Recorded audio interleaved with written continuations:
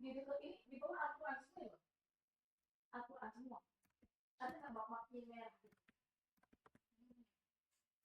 Dia maknya cakep banget loh, kayak ijazah. Oke, Assalamualaikum warahmatullahi wabarakatuh. Perkenalkan saya Zaki Rizwa. Di sini saya akan presentasikan database toko sederhana untuk tugas database sistem ujian akhir semester. Jadi yang pertama itu ada DDL dan DML, kedua ada normalisasi data 1NF, 2NF, dan 3NF, yang ketiga ada isolasi transaksi, dan yang terakhir ada dirty reads. Oke, yang pertama itu DDL, yaitu Data Definition Language. Data Definition Language itu terdiri dari mendefinisikan struktur basis data seperti membuat, mengubah, atau menghapus tabel, melakukan indexing, dan menampilkan data. Dua data definition language ini biasanya digunakan satu kali saat membuat struktur database. Lanjut ada data manipulation language. Biasanya data manipulation language itu terkait dengan manipulasi data seperti insert, update, dan juga delete. DML biasanya digunakan untuk mengelola data sehari-hari. Oke, ini ada contoh untuk melakukan create database gitu. Di sini saya membuat database namanya toko sederhana. Lanjut, pertama saya bikin tabel customer yang mana punya primary key customer ID dan punya properties customer name dan juga nomor telepon customer gitu. Lanjut ada tabel items. Jadi tabel item itu punya primary key item ID, habis ada property item name, harga itemnya, sama stok si itemnya berapa gitu. Lanjut ada tabel orders. Jadi ini untuk pesanan setiap yang dilakuin sama si customer. Punya primary key orders ID dan punya foreign key dari customer ID. Dan dia punya total order yang dilakukan gitu. Lanjut, saya ngebuat tabel order details. Jadi ini untuk order detailsnya. Jadi lebih detail lagi untuk pemesanan barang-barang yang dilakukan sama si customer. Nah, jadi order details ini punya order ID-nya, item ID item ID yang keberapa gitu. Dan ada beberapa foreign key di sini, yaitu dari order ID sama si item ID. Oke, ini contoh untuk saya ngelakuin insert beberapa item ke table item itu sendiri. Jadi ada item buku, pensil, penghapus, sama pulpen. Dan punya harga masing-masing dan stok setiap masing-masing barangnya. Lanjut ada tabel customer. Jadi tabel customer ini saya ambil contoh ada dua, namanya Andi dan Budi. Oke, lanjut lagi ada tabel orders. Saya melakukan insert tabel orders, yaitu uh, dengan customer ID 101 dan 102, yang mana itu adalah si Andi dan juga Budi. Habis itu di order detail saya menambahkan order details yang dilakukan sama si Andi dan Budi dengan item ID yang dimasukkan seperti 201, 202, 203, dan 204. Nah, ini contoh ketika melakukan update setelah stok pembelian gitu. Jadi stoknya bakal dikurangi satu ketika melakukan transaksi dengan item ID 203. Dan ini contoh manipulasi delete yang mana order ID-nya itu 2. Lanjut, ini contoh delete pesanan tertentu di order details yang mana order ID-nya 2 dan juga item ID-nya 204. Oke, lanjut ke normalisasi data.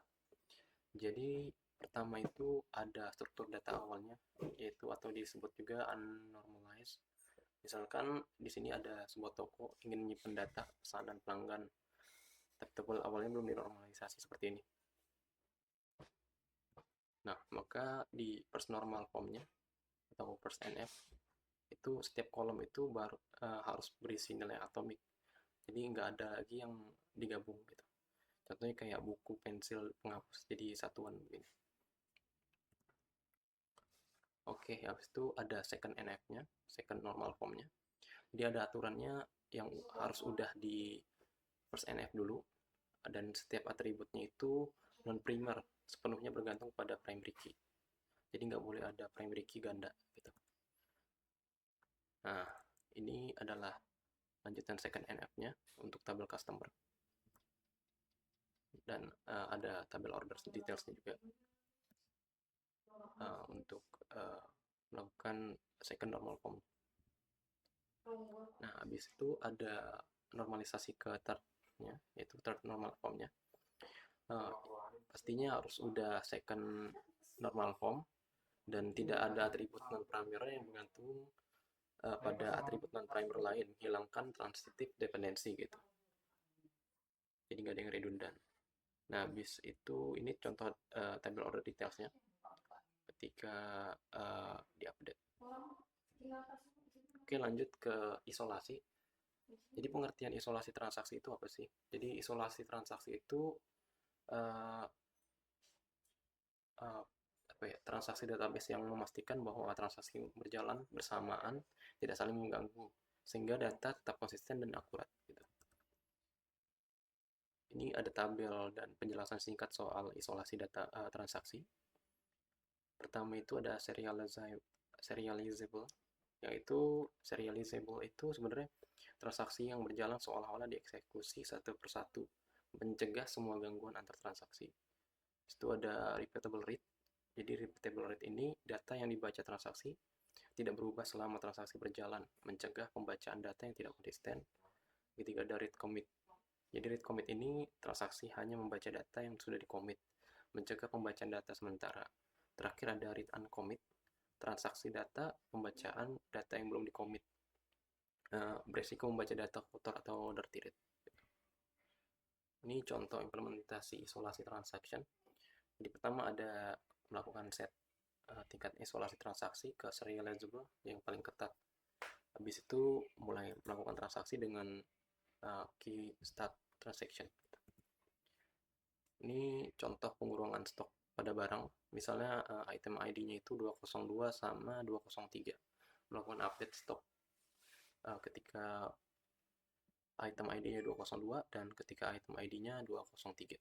Dan stoknya itu nggak kosong gitu, untuk melakukan transaksi. Di sini saya menambahkan lagi detail pesanan. Contohnya ada detail pesanan tambahan dengan order ID-nya 3 dan customer ID-nya 101. Total harga yang harus dibayar itu 20.000 gitu.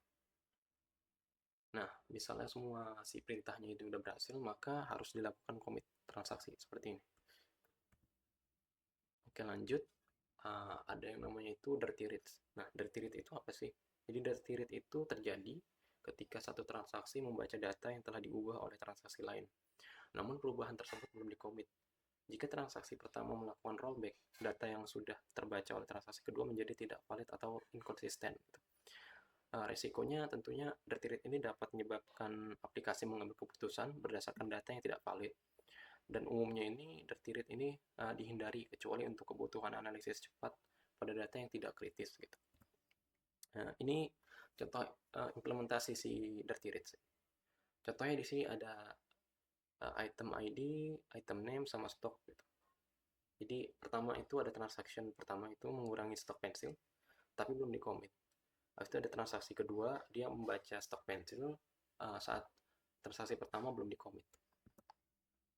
Nah, contohnya query seperti ini. Pertama bikin transaction-nya dulu, habis itu melakukan item update dengan stoknya itu dikurangin 5, yang mana item ID-nya itu 202. Nah, tapi belum di-commit atau di rollback gitu. Nah, transaksi kedua itu pada sesi berbeda dia melakukan read uncommit gitu. Nah, set transaction isolation read uncommit, dan mau nampilin gitu stok dari item yang mana item 202 tadi. Hasilnya jadinya 15. Hasil updatean dari transaksi pertama. Meskipun belum dikomit. Gitu. Nah, pada contoh tadi itu jika transaksi satu itu tadi melakukan rollback, data yang dibaca transaksi 2 itu 15. Itu adalah yang disebut dengan data kotor atau dirty read. Karena seharusnya stok tetap 20 gitu. Oke, sekian presentasi dari saya. Terima kasih.